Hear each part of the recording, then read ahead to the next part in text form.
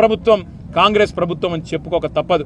పేరు గొప్ప ఊరు దిబ్బ అన్నట్టు, పేరుకేమో ప్రజాపాలన, చేసేవేమో అన్ని అప్రజాస్వామిక పనులు అన్నట్టుగా ఇవాళ ఏకపక్షంగా పెద్దలు జగదీశ్వర్ రెడ్డి గారి గొంతు నొక్కడం అంటే ఇది జగదీశ్వర్ రెడ్డి గొంతు నొక్కడం కాదు, ఆయన ఒక్కడికి జరిగిన అవమానం కాదు.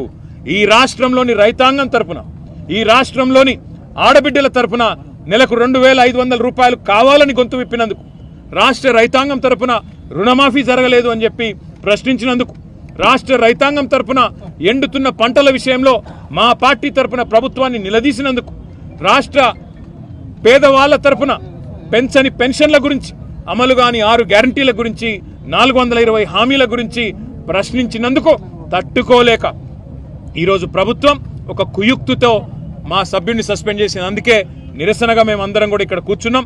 ఇవాళ వాళ్ళు అనుకుంటా ఉన్నారు కేవలం ఒక గొంతు నొక్కినంత మాత్రాన, శాసనసభలో మా పార్టీ యొక్క సభ్యుడి యొక్క ప్రసంగానికి అంతరాయం కలిగించినంత మాత్రాన ఏదో సాధిస్తామని చెప్పి వాళ్ళు భ్రమపడతా ఉన్నారు. కానీ రాష్ట్రంలోని ప్రజలు అన్నీ గమనిస్తూ ఉన్నారు.